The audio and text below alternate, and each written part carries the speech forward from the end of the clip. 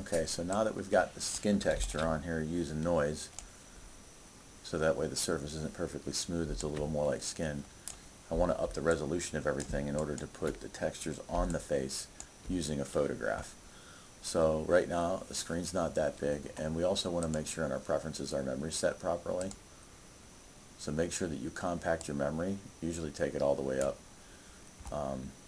Hopefully it's like half of what your original memory is in your computer. So you compact that now, and it sets everything in place.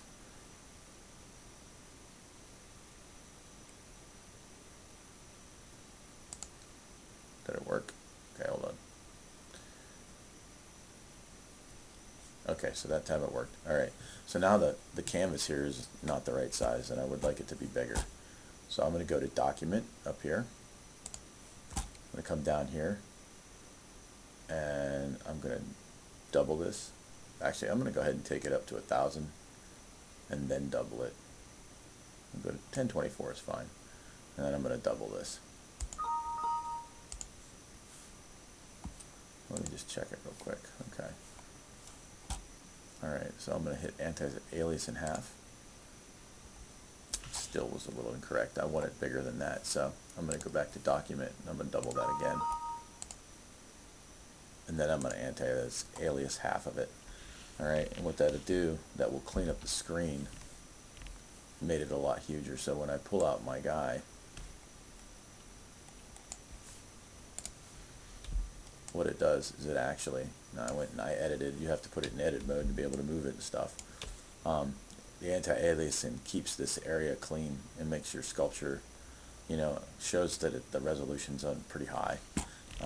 Okay, so now what I'm going to do is I'm going to pull the face up really close.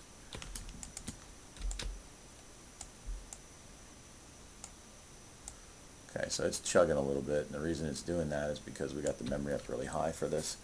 You'll basically repeat this step for every time you want to add textures with a photograph. So I'm going to go into Textures right here, and I'm going to click on this.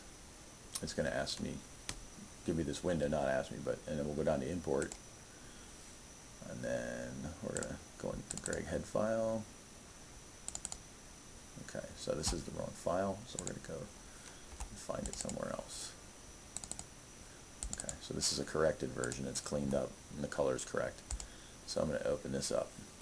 Now that window is always going to shut off, so you go back up to Texture, and right here is where it appears. Front and correct. Okay. When you click on this, it puts it into the texture window here, saying that it's ready to be used. So now down here, we're really only going to pay attention to these two. Okay. So we're going to add this picture to Spotlight. Alright, so of course it's going to open Lightbox, just shut that off. Alright, so now I can grab this picture and move it around. And then you got this little wheel here that can be moved around if you grab it in the orange. Okay, so I need to scale this picture up. So if you look on this wheel, there's different things that you can do. Okay, so here's the opacity. Okay, so we can fade it out or whatever. So we're going to up it just a little bit right now, or take it down a little bit so we can see the sculpture behind it. Now we have scale, so I can change the size of the picture, because what I'm going to want to do is I want to get this pretty close. And I want it to fit the face. So it's scaled a little too big, so we'll bring it back. See, I'm trying to align the nose right now and the eyes and get them as close as I possibly can. And also I'm looking at the lips, trying to, relatively get it close. Let's shrink it down a little bit. Because what we're going to do next is we're going to manipulate the photograph.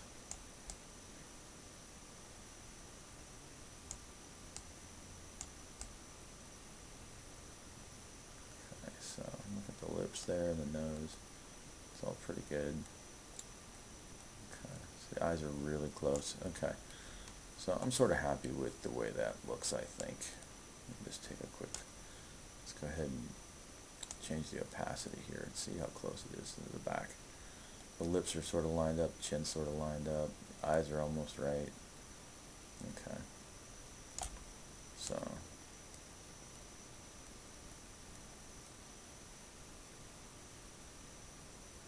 try to center it a little bit.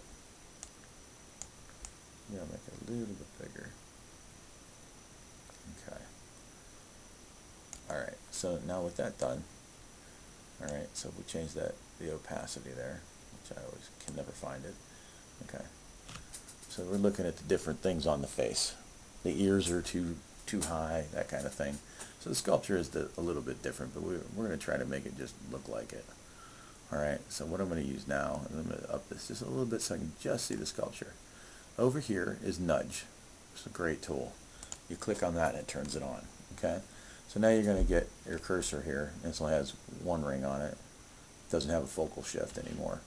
Okay, so now what I can do is I can actually grab the photograph and move it into place so that it fits the sculpture. You know, you got to be careful because you can trash the photograph really bad.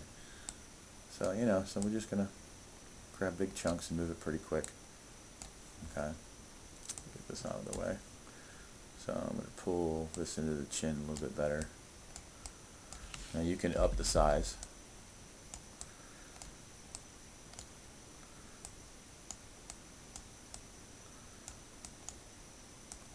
Because it's going to be difficult to really put that ear in place there, but you could also make another photograph and use it to do this.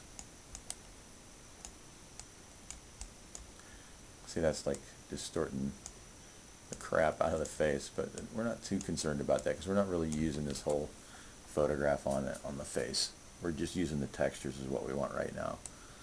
So now I'm looking behind, I move it so that I can see what's going on. I'm trying to set it so that it actually fits the sculpture underneath. Don't worry about the distortion of the eye. We're not even using the eye. We're not even using this to paint right now. So I'm going to pull this over a little bit. Try to realign the tear duct a bit. I'm just trying to get these shapes to fit into the eye that I have sculpted already. I don't want to have to do a bunch of work to change it right now. Okay. I'm not worried about the distortion in the head there so much, so, you know. Okay, so the lips here are off. So I believe that might be the sculpture.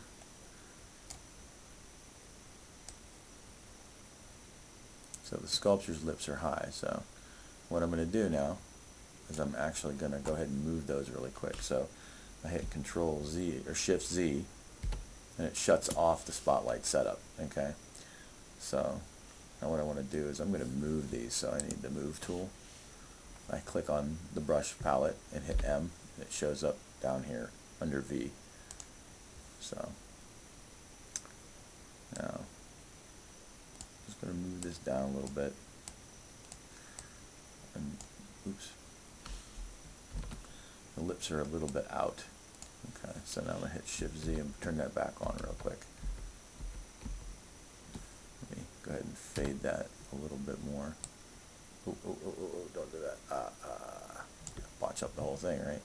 Okay, turn down the opacity a bit. Now I should be able to sculpt through the picture if I hit the Z and shut off the wheel here. Okay, see it's off. So now I can go back to sculpting. I'm on the Move tool. I'm just moving it really bad because I want to see behind it. Okay. Okay, so I'm going to grab more over here. Give it a little stretch.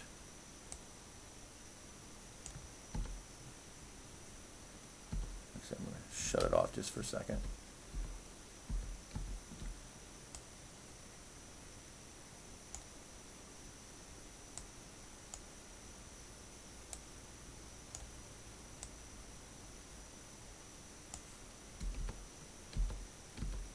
So I'm matching up my lips the best I can. Of course, I would probably go back in and do some sculpting and cleaning it up. But for what I'm showing you right now, it's not necessary. Okay, so that's sort of a lot closer to the picture. Of course, I'm going to need to go in here and smooth down some of these wrinkles I created. You know, just repair it. That's probably going to destroy the texture that we put on. So you should have all this stuff nailed down before you do this. Okay, so we're going to turn this back on. Now,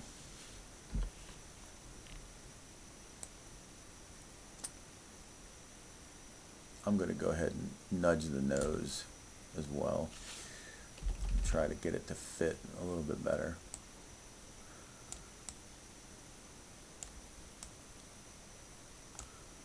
So that way the photograph matches up to the sculpture. Oops, well, too much. You can't be swinging around. It's not like it's actually moving the photograph, it's sort of smushing it. So you got to be really careful about that. Okay, so that's all set up. The eyes are in place, ears are in place. So now what I'm going to do is I'm going to shut off nudge.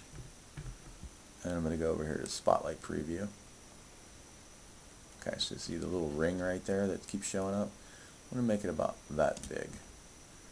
Okay, so now when I hit Z after turning on Spotlight Preview, it'll give us a preview of what's on the screen. You can see this, the picture behind it as I move the cursor around. Okay, see all the wrinkles and stuff in the eye right there? Beautiful, and they're up close, resolution's high. Make sure to turn off RGB because we ain't adding color right now. It'd be quite fancy to do it that way, but I want to work on getting the texture on the face. Okay, so I want all these wrinkles that are under the eye and all this above the eye. So now we're going to drop this down to about 5. 5's usually pretty good.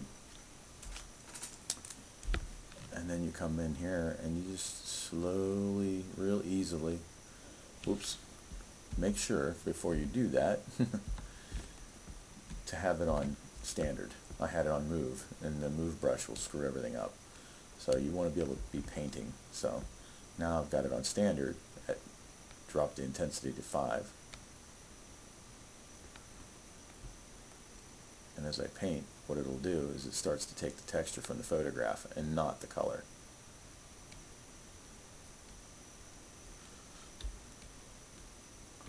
And what this does is it actually puffs up the textures. So like while you're doing it, if it seems to get a little too heavy, you can always hit Alt and it will go negative.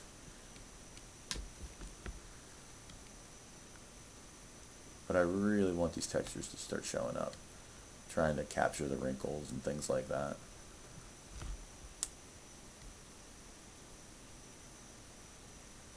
And my lazy mouse is on. That's that little red tail that's following me around. And it's sort of guiding me. Now these are all textures. Once these are placed onto the sculpture, you can go in and tweak them a little bit and use the move tool and maybe the damp standard tool and sculpt in a couple of little things into them and enhance them. But this you can pull a lot of the texture from the photograph this way.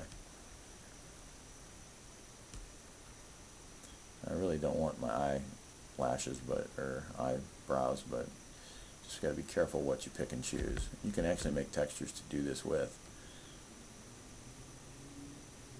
if you're creative enough to use Photoshop and come up with these. But that's for another lesson. So now I've kept this really low because I don't want to blow out the face or nothing. This is how you transfer the textures from a photograph to the sculpture. Okay. And it doesn't have to be super powerful. You just, they are subtle, but it just adds a nice realism to it. And you just continue until you have all your textures and everything built into it. You will manipulate your sculpture, move it around, use different photographs for different angles, create texture stamps that are just your skin and spots on the face that have really good skin definition. Okay. So pretty much that's it for that.